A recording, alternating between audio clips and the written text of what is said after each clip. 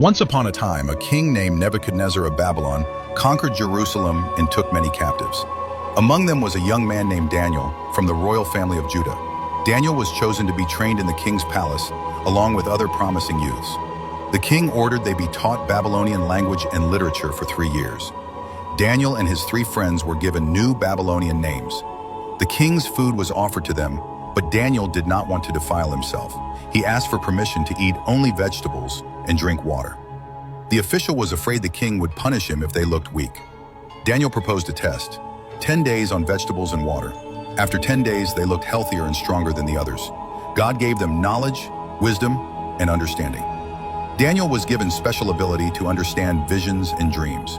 When the king examined them, he found them 10 times wiser than all the magicians and enchanters. As the years passed, Daniel grew older and continued serving faithfully in the royal court. One night, King Nebuchadnezzar had a troubling dream that he couldn't remember. He demanded that his wise men tell him both the dream and its meaning. They couldn't do it, and the king ordered all the wise men be killed. When Daniel heard this, he asked the king for time to interpret the dream. Daniel and his friends prayed, and God revealed the dream in a vision. Daniel returned and described the dream to the king. A huge statue with a head of gold, chest of silver, belly of bronze, legs of iron, and feet of iron and clay. A stone not cut by human hands struck the feet and shattered the statue to dust. Daniel said these were kingdoms that would rise and fall, but God's kingdom would last forever. The king was amazed and bowed before Daniel. He promoted Daniel and gave him many gifts and honors. The king built a golden statue and commanded everyone to worship it. Shadrach, Meshach, and Abednego refused to bow. The king was furious and threw them into a blazing furnace, but an angel appeared with them, and they were unharmed. The king called them out and praised their God.